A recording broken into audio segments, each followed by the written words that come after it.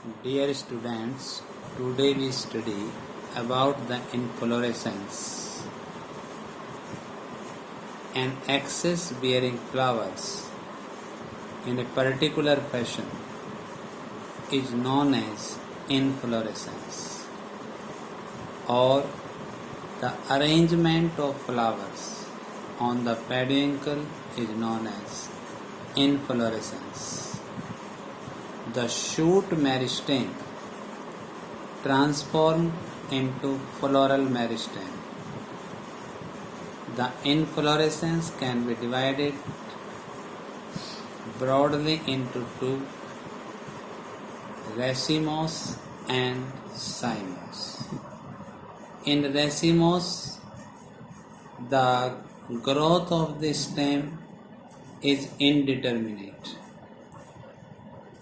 whereas in cymose the growth of a stem is determinate. Now we study the structure of flower. A flower is the reproductive unit in angiosperms. A flower is a modified shoot with much condensed internodes and a number of appendages at a node. The stalk of the flower is called pedicel. The floral leaves are arranged in whorls on the swollen end of the pedicel or the axis known as thalamus or the torus.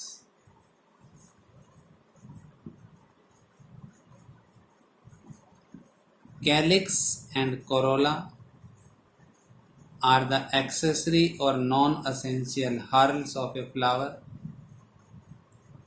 and androecium and gynoecium are the reproductive or essential whorls of a flower. A flower is described as bisexual or hermaphrodite when it has both androecium and gynoecium, and a flower is called as unisexual when it has only either androecium or gynoecium. A flower is asymmetrical or irregular if it cannot be divided into two similar halves along any vertical plane passing through the center, like the flower of canna. A flower is actinomorphic, means radially symmetrical, when it can be cut into two identical halves by any vertical plane passing through the center, like the flower of mustard or the flower of China rose. A flower is zygomorphic, means bilaterally symmetrical, when the flower can be cut into two identical halves only along one vertical plane passing through the center, like the flower of pea and the flower of bee.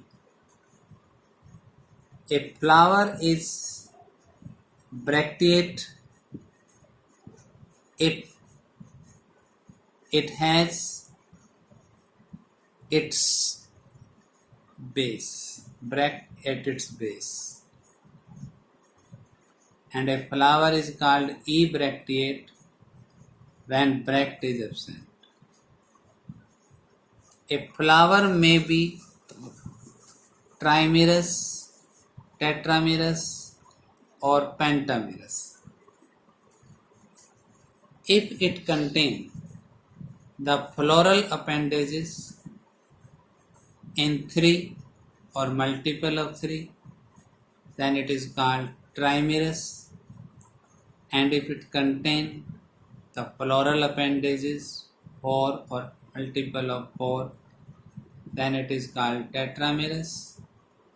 Or if the plural appendages are 5 or its multiple, then it is called as pentamerous flower. The tetramerous flower or the pentamerous flower are found in dicotyledonous plants, whereas the trimerous flower are found in monocotyledonous flower. Based on the position of the ovary, flowers are grouped into hypogynous, perigynous, and epigynous flower. First of all, we take the example of hypogynous flower. In this flower, the ovary is superior and all the floral parts arises below the ovary. Then it is called hypogynous. Hypo means below and gyne means female reproductive part. Means all the floral parts arises below the ovary. And all the floral parts like sepal, petal or androecium arises above the ovary, then ovary is inferior and it is called the epigynous flower. Here the ovary is inferior, and in perigynous the ovary is semi-superior and semi-inferior. Means the floral parts arises at the lateral side of the ovary. Now we study the parts of flower. The calyx. Calyx is the outermost herb of the flower and it is composed of sepals. Sepals are normally green, leaf-like structure and protect the other floral organs in bud condition. Calyx is described as gamosepalous if the sepals are fused together, and polycephalous if the sepals are free from one another. Corolla. It is composed of petals, and petals are normally brightly colored and attract the insects or agents of the pollination. If the petals are united, the corolla is called as gamopetalous, and if the petals are free, the corolla is called as polypetalous. Estivation. The arrangement of sepals, petals in relation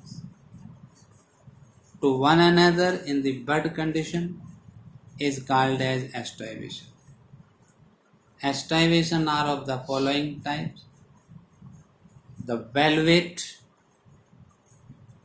Here the margin of the sepals or the petals just touch one another and there is no overlapping like in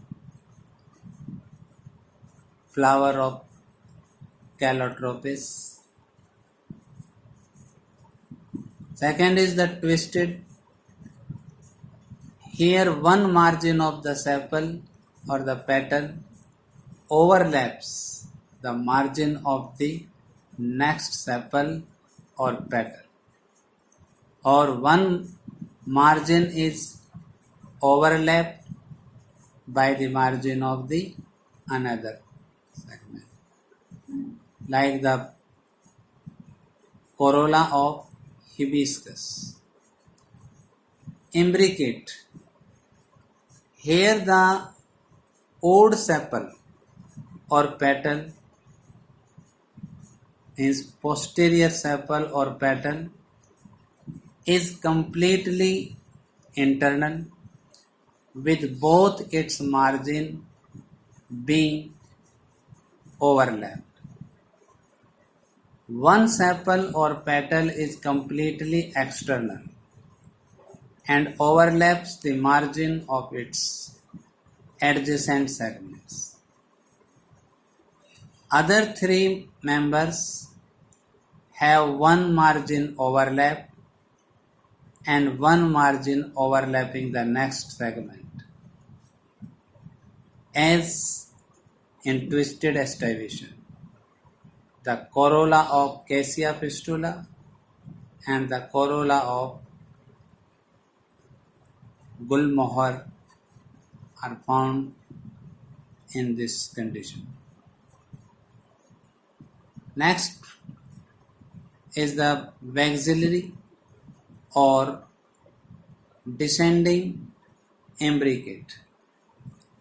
It is found in Papilionaceous corolla. The posterior maxillum or standard petal is completely external and overlaps the two wing petals. One margin of each wing petals overlaps one of the margin of the keel petals, which are internal, like in P. These are the ray diagram of estivation. In valvate, they are touched end to end, and in twisted, the one end overlap the other, and in imbricate, one is completely internal and one is completely external, and others like in twisted and in maxillary, the posterior one is the maxillum or standard petal, and these two petals overlap the margin of keel petals. Thank you.